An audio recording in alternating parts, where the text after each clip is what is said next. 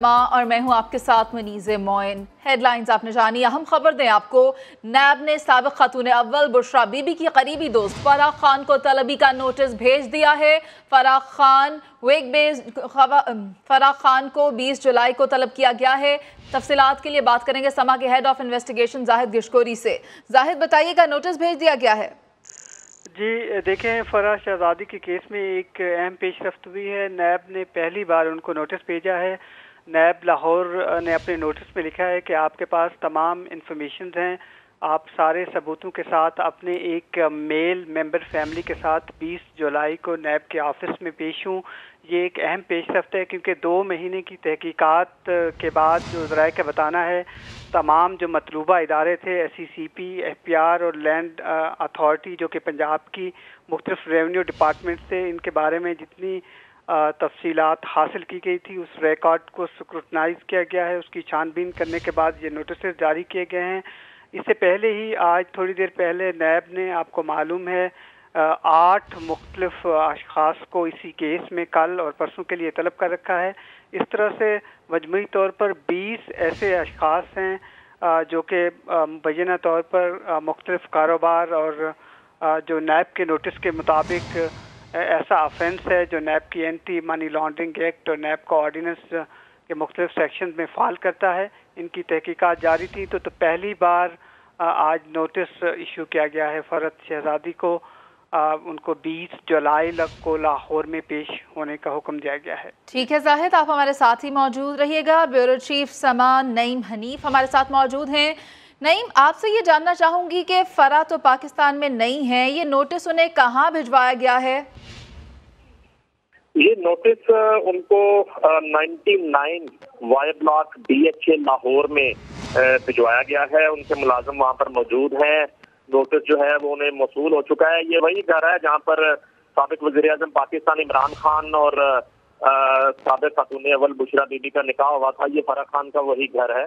वही नोटिस जो है उन्हें वसूल करवाया गया। और इससे पहले जो है उनके शोहर जो है एहसन जमील गुजर, जब से ये केसेस सामने आए हैं करप्शन के और जब से ये ताने बाने जुड़े बुजदार हुकूमत के साथ और बनी गाला के साथ, फराह खान कभी भी मंजर आम पे नहीं आई सवाए एक उन्होंने ट्वीट किया और तरदीद की, इल्जामात की। जबकि एहसन जमील गुजर जो उनके शोहर हैं, उन्होंने मुख्तलिफ TV चैनल्स को आउट ऑफ कंट्री बैठकर ही जो है वो इंटरव्यूज दिए और दावा किया कि विद इन 10 to 15 डेज जो है वो आएंगे और तमाम तर मुकदमात का जो है वो सामना करेंगे, तमाम तर केसेस का सामना करेंगे। मगर इन इंटरव्यूज को दिए हुए भी तकरीबन 1.5 से 2 माह का अरसा गुजर चुका है। ना तो फराह खान वापस आई हैं और ना ही एहसन जमील गुजर वापस आए हैं। एहसन जमील गुजर जो है वो साबिक जिला कौंसिल के चेयरमैन भी रह चुके हैं। यही वजह है कि नैब ने जो है वो केसेस कायम किए हैं। जबकि DG नैब मिर्जा सुल्तान सलीम जो हैं, उन्होंने अब चार्ज लिया है DG नैब लाहौर का। और उसके बाद से जाहिर है कि इन केसेस में अब तेजी आई है। और जैसे जाहिद गिशकोरी बता रहे थे कि फराह खान के आज के करीब जो है बिजनेस पार्टनर कह लें या उनके फ्रंटमैन जो हैं, उनको भी इससे कबल तलबी के नोटिस जारी किए जा चुके हैं। जबकि दूसरी तरफ जो है इतलात ये भी आ रही है हुकूमती हलकों की तरफ से कि फराह खान को इंटरपोल के जरिए जो है वो पाकिस्तान लाने के हवाले से भी तैयारियां जारी हैं। आखिरी इतलात मिलने तक फराह खान दुबई में मुकीम थी, जबकि उनके शोहर जो हैं वो यूरोप में मौजूद थे।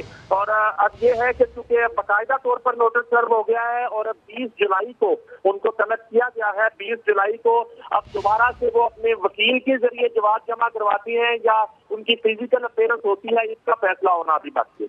ठीक है, आप हमारे साथ ही मौजूद रहिएगा। खालिद अजीम, बहुत अहम केस है, बहुत देर से चला आ रहा था और समा ने इसका भरपूर फॉलो अप भी लिए रखा, लेकिन अब लगता है कि पकड़ जो है वो सख्त हो चुकी है। नोटिस भेज दिया गया है नैब लाहौर की जानिब से, फराह खान को 20 जुलाई को बुला लिया गया है। क्या देखते हैं अब क्या होगा?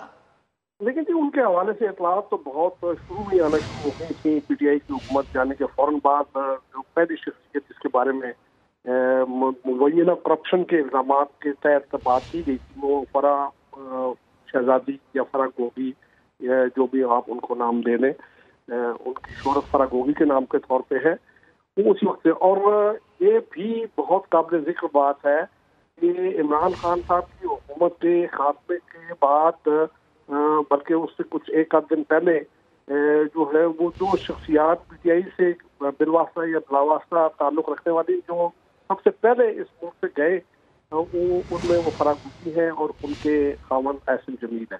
तो इसका मतलब ये है कि उनके इल्म में था कि ये सारे मामला जो है उनकी तरफ आ सकते हैं, लिहाजा उन्होंने सबसे पहले तो अपना तहफ़्फ़ुज़ ये किया कि वो इस मुल्क से चले गए।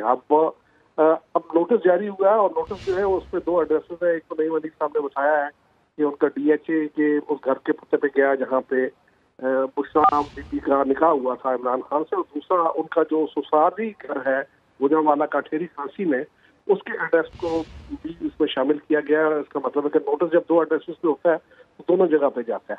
अभी ये मामला जो है वो इंक्वायरी सतह पे ही है। इसके बाद अगला मरहला इन्वेस्टिगेशन का होता है और उस इन्वेस्टिगेशन में फिर वो कॉग्निजेंस लेने का भी इख्तियार होता है नैब को, और उसमें फिर जो है वो उसका अब तो कानून नया आ गया, लेकिन उससे पहले 90 दिन का रिमांड होता था और वहीं पे बहुत से लोग जो है उनके लिए बड़ी मुश्किलात पैदा हो जाती थी।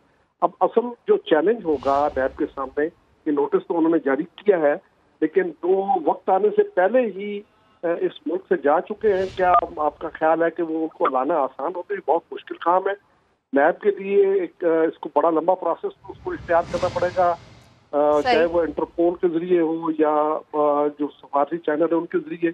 और फिर इसके साथ साथ जो है वो जो बहुत दावे इस बात के किया करते थे पीटीआई, चूंकि उनका ताल्लुक वो कहते तो है कि वो इससे बराह रास्त वाबस्ता नहीं थी, लेकिन पूरी पीटीआई जिस अंदाज में फराह खान को डिफेंड करने के लिए दिखती हुई है तो इसका मतलब है कि वो ला ताल्लुक भी नहीं है। तो उनका जो दावा है कि जी अगर किसी के खिलाफ कोई कानूनी मामला है तो उसको पेश होकर अपनी सफाई देनी चाहिए। तो अब ये जिम्मेदारी उन पर होगी कि वो फराह गोगी साहिबा को और उनके खामद भी अगर उस पर मुलविस है उनके उसी केस में जो ये जिन केसेस का हवाला दिया गया है नैब ऑर्डिनेंस के तहत या मनी लॉन्ड्रिंग के कानून के तहत, वो फिर आके सफाई दें। ठीक है, उनको अपना दामन साफ है या नहीं कम से कम आकर बताना तो पड़ेगा ही। खालिद अजीम साहब और नईम साहब दोनों ने एक ही बात की है कि उसके खावंद ने भी गुफ्तगू की और कहा कि हम वापस आएंगे, लेकिन ना फराह आई और ना ही एहसन साहब वापस आए। तो जाहिद गिशकोरी, आप ये बताएं, आपकी भी बात हुई है, क्या लेटेस्ट अपडेट है आपके पास? उनके आने के क्या इम्कानात हैं, कब आने वाले हैं? देखिए, एक तो दोहरी शहरियत भी मुबैना तौर पर इन्वॉल्व है इन केसेस में। काफ़ी ऐसे लोग हैं जो दोहरी शहरियत रखते हैं। नैब की जो जूरिस्डिक्शन है उसका मसला हो रहा है। जिस तरह से हुमैरा रहमान बाजवा एक और एक्यूज्ड हैं एक अहम कंपनी में, इरफान अहमद मलिक हैं, मज़ाहिर बेग हैं, नज़र मुर्शिद हैं, इस तरह के दूसरे लोग हैं, उन्होंने पहले ही नैब की जूरिस्डिक्शन को चैलेंज किया है। और जिस तरह 11 कंपनीज, इसके अलावा मुख्तलिफ जो लैंड और रेवेन्यू अथॉरिटीज़ हैं उन्होंने रिकॉर्ड दिया है, उसकी जो स्क्रूटनी की गई है उससे पता चलता है कि मुबैना तौर पर इसमें काफ़ी घपले हैं। कुछ ऐसे असासे बने हैं जो कि गैर मामूली हैं, जो कि नैब की जुरिस्डिक्शन में फ़ाल करते हैं, क्योंकि जो कंपनीज बताई गई थी नैब को जो रिकॉर्ड दिया गया था, मेरे ज़राए के मुताबिक उनका साइज़ 1 अरब से ज़्यादा है। और यही सवालात हमने रखे थे एहसन जमील गुजर को जो मुल्क से बाहर हैं। उन्होंने बताया था कि कंपनियां हम ऑन करते हैं, ये बिल्कुल उन्होंने बताया था। जो उनके पार्टनर्स हैं जिनको समन किया जा चुका हुआ है, उन्होंने अपने नैब में जवाबात भी दिए हैं।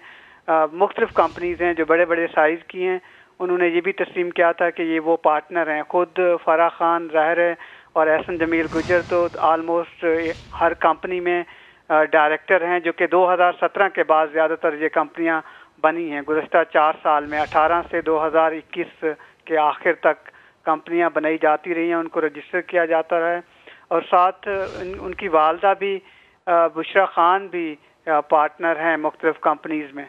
तो ये देखना आगे होगा कि नैब के पास क्या इसका सबूत है, जो कि एविडेंस कोर्ट ऑफ लॉ में कैसे प्लीड किया जाएगा जब ये केस आगे जाएगा। जिस तरह से अजीम साहब ने बताया, खालिद अजीम साहब ने, कि ये तो ज़ाहिर है अभी इंक्वायरी का स्टेज है। इंक्वायरी स्टेज पे उनको ऐसा एविडेंस हासिल हुआ है जिसकी बुनियाद पर उन्होंने 7 जुलाई को ये समन जारी किया हुआ है।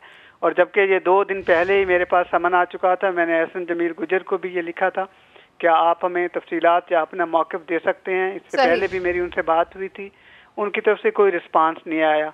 और जो ज़राए का यही बताना है, उसके फैमिली के कुछ और मेम्बरान से मेरी बात हुई है कि वो अपने वकील के ज़रिए अपना जवाब तैयार कर रहे हैं। पहला उनका मौक़िफ़ यही हो सकता है कि नैब की जुरिसडिक्शन में आता नहीं है, क्योंकि ये एक प्राइवेट पर्सन है, पब्लिक ऑफिस होल्ड नहीं करते रहे। लेकिन एक बात बहुत अहम है जो हमारे कुलीग नईम साहब ने भी पॉइंट आउट की है कि वो पब्लिक ऑफिस होल्ड करते रहे हैं, क्योंकि वो डिस्ट्रिक्ट उसका हिस्सा रहे थे, नाज़िम रहे थे। उसी दौरान अगर आप देखें तो जो ज़राए का बताना है, एक कंपनी बनी थी जो उनकी लीड कंपनी है, ठीक है। उस वक्त भी वो प्रोग्रेस कर रही थी, अल गौसिया हाउसिंग सोसाइटी, जिसके बारे में अब मुख्तलिफ फाइंडिंग्स भी आ रही हैं, क्योंकि वो लीड कंपनी है, उसके रकबे और सारी जो चीज़ें थी, एंटी करप्शन डिपार्टमेंट जो पंजाब का है वो देख रहा है इसको।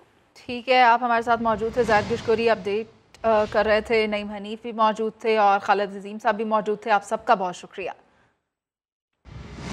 और अभी